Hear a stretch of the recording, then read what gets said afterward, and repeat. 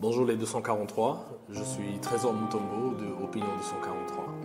Je suis ravi de vous retrouver cette fin de semaine pour encore une vidéo sur ce livre, Le pouvoir de la colère, de Arun Gandhi. Comme nous l'avions annoncé dès le début, dans ce livre, l'auteur parle de 11 leçons de non-violence qu'il a reçues de son grand-père, le Mahatma Gandhi.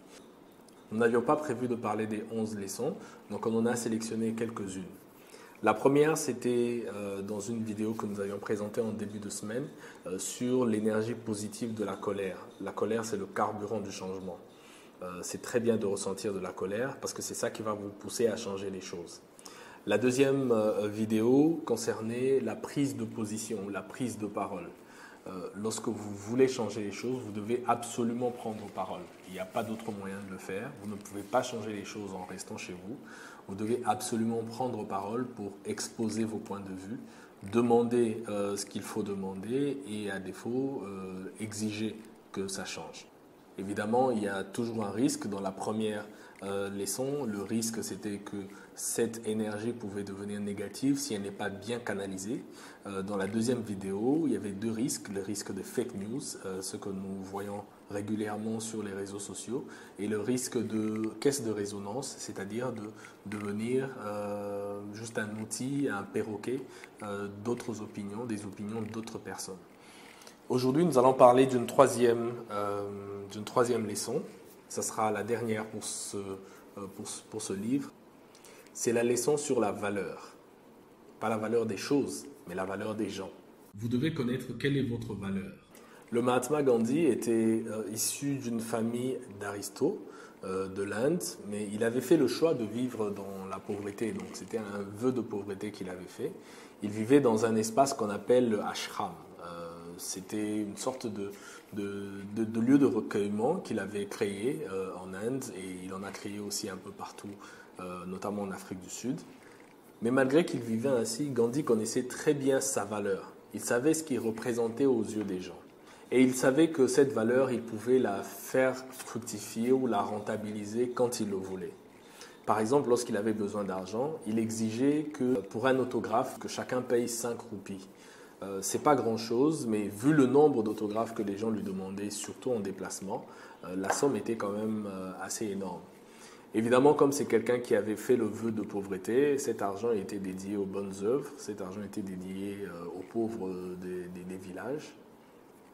Mais il savait qu'il représentait quelque chose et il savait faire fructifier la valeur qu'il avait.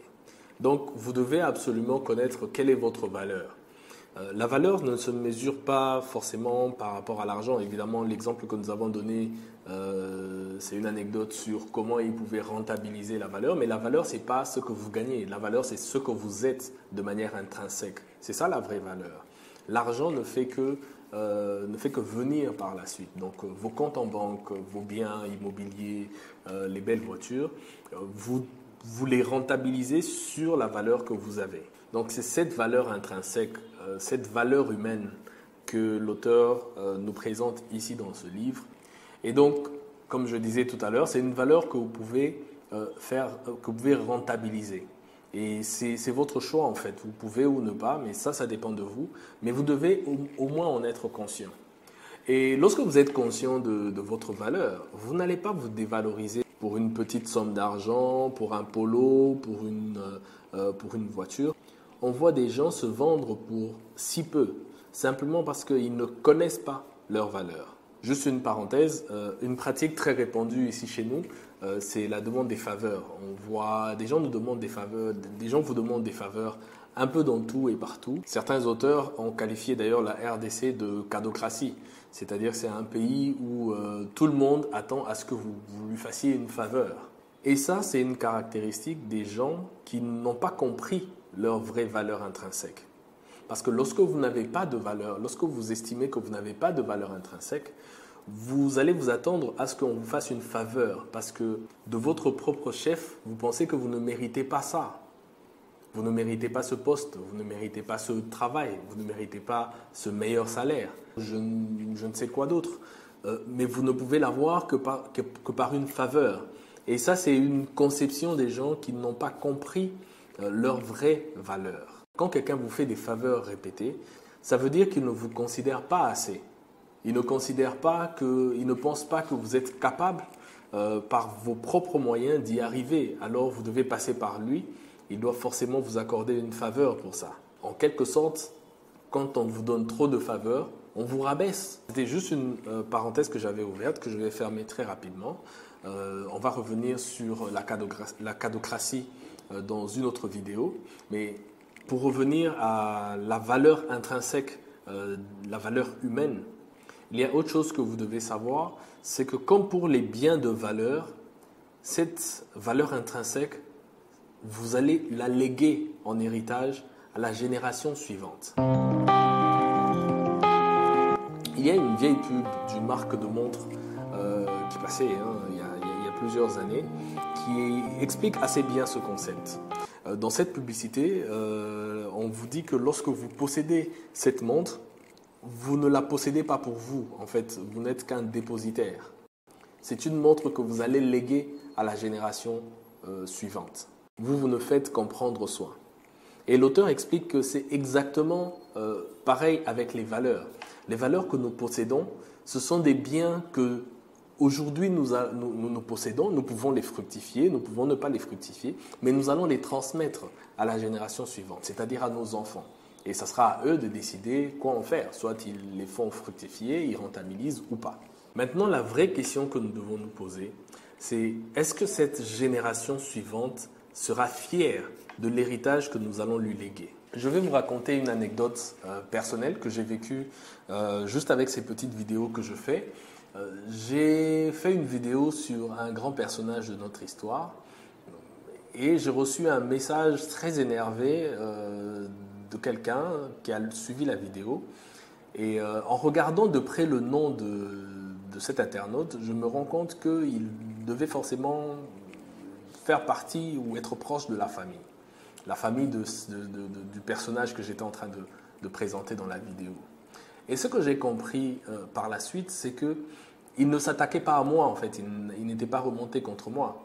Il n'arrivait juste pas à assumer l'héritage de ce legs en fait. Il n'arrivait pas à assumer l'héritage que lui avait légué cette parenté ou ce parent éloigné qui était présenté dans la vidéo. Donc, si vous voulez aujourd'hui connaître votre valeur intrinsèque, la question que vous devez vous poser, c'est si la génération suivante pourra assumer ce que vous faites aujourd'hui. C'est pour moi le meilleur baromètre pour évaluer, permettez-moi la tautologie, sa valeur. Il y a une citation que j'ai lue récemment sur les réseaux sociaux que j'ai trouvée très intéressante, très belle.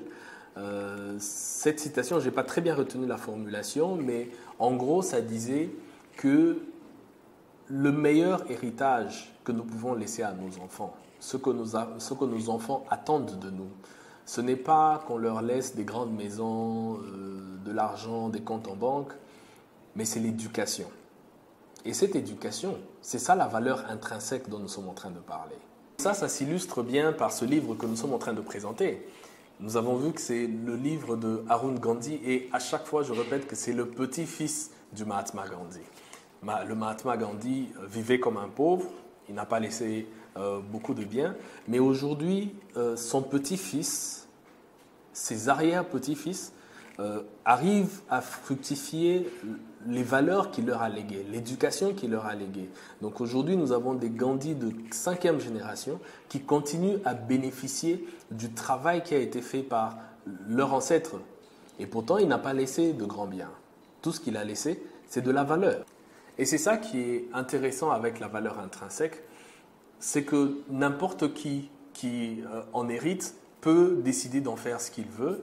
Il peut la rentabiliser, c'est-à-dire il peut vivre très paisiblement, même s'il n'a pas reçu un grand héritage matériel, ou il peut décider simplement de vivre paisiblement, comme l'avait fait Gandhi, et léguer ça à la génération suivante.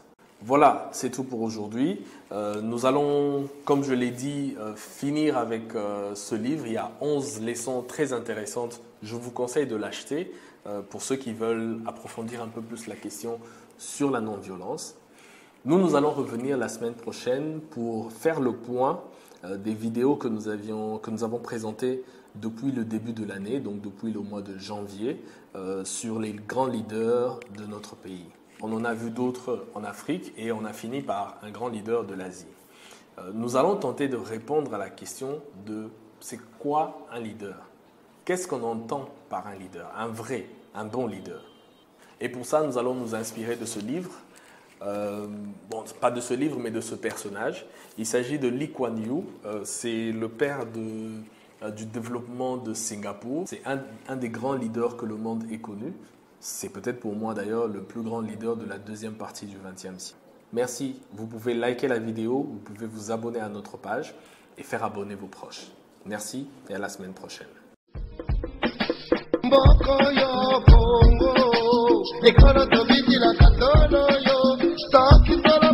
Congo,